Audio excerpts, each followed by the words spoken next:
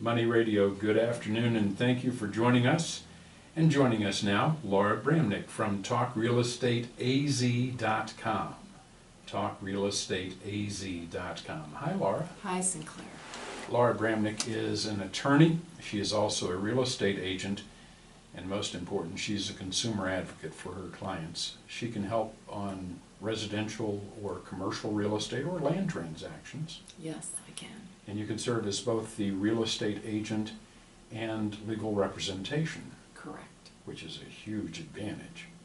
In many cases, it definitely is an advantage. In many cases, it really doesn't cost any more to do it that way. Yeah, just depends on the situation. Yeah. Smart, kind of a twofer. A twofer. TalkRealEstateAZ.com is the website, and Laura's phone number is 480-624-2705, and she does answer her own phone, 480-624-2705. Laura, you mentioned just before we started here something about a case law involving the statute of limitations and foreclosures. Yes. The situation that this case is based on is not that unusual for many consumers, because we've talked before that many people had two loans when the market crashed. Right, a first and a second. A first and a second. And many times that second was taken out later. Right.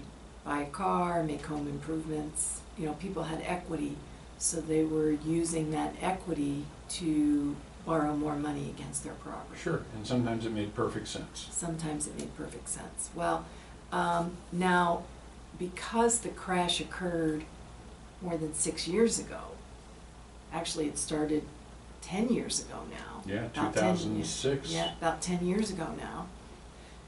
Many clients have been calling to say, I haven't made a payment on my second mortgage.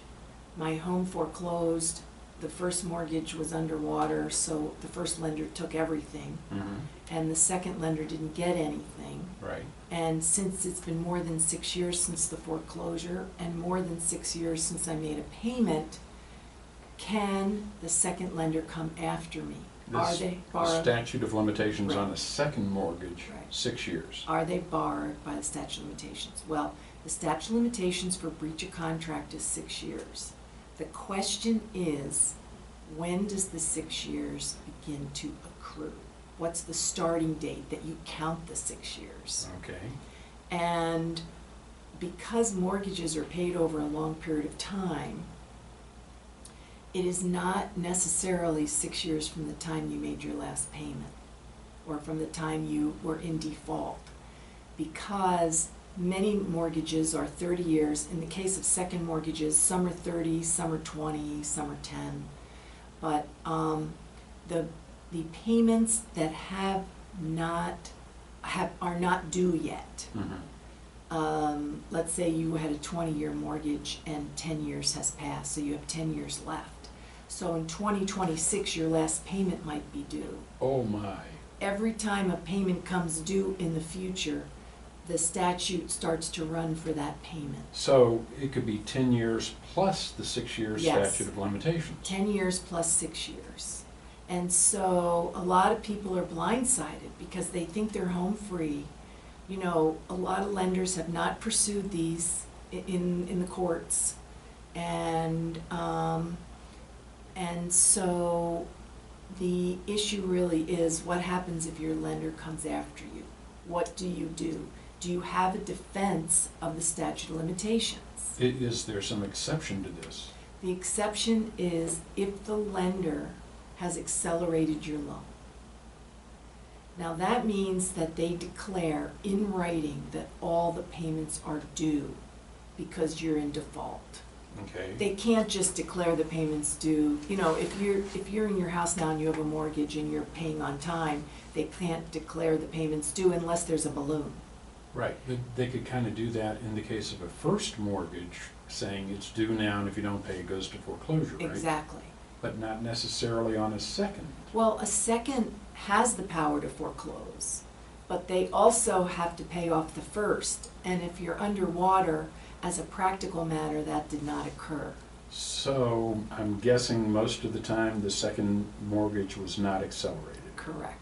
So the first thing is, hopefully you've kept your paperwork. Yeah.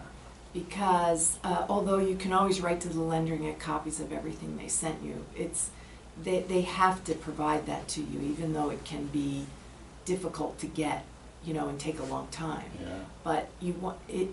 Most of the lenders in second position who didn't receive any money in the foreclosure are very shrewd, and they have not accelerated the loan so that they could preserve their rights to pursue you later. Well, if somebody's looking at this situation and they have this second mortgage basically hanging over their heads for another 6 years or 16 years, Correct. what can they do? Well, they can try to negotiate a settlement, and that will get rid of it once and for all. They can file bankruptcy. Now, you just don't file bankruptcy, you have to qualify, and there's Right. a lot of rules and regulations now with bankruptcy. Or they can just wait it out and see if the lender pursues them. Some lenders will never come after you, but settling these is, I think, the best option, especially if the loan's been sold to a collection company. Because most of these loans that are sold for pennies on the dollar. And you'd have a much better chance of negotiating a smaller settlement if that's the case. Now, how does this affect your ability to buy another home?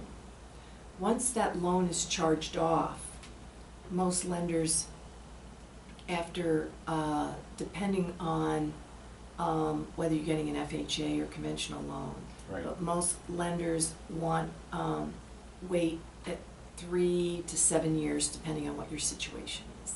Okay. So a lot of folks who thought they might be coming back into the market maybe aren't quite ready to do that yet. They need to pull their credit, and they need to see what it says, and if it's incorrect, they need to have it fixed. And if if they can't buy property because they have this hanging over their head, they need to fix it. Or wait it out. Or wait it out. Yeah, it's, people were breathing a sigh of relief because they really thought they were over the hump. And because lenders have been kind of lying in wait on this issue, it's now coming to the forefront. I'm getting a lot of calls about it. You're getting calls about it, so you've dealt with this. You have some pretty good ideas on how to approach this. Yes, and depending on who it's been sold to, a lot of these collection companies will negotiate. Okay. Well, if this is something that applies to you, talk to Laura. Laura Bramnick at talkrealestateaz.com.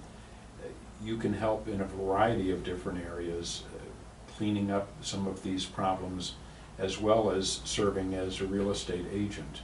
So it really makes a difference to have someone who has experience in these matters. Yeah, first thing you gotta do is find out what your credit report says. Yeah. 480-624-2705, that's the number for Laura Bramnick. 480-624-2705. The website, talkrealestateaz.com. talkrealestateaz.com.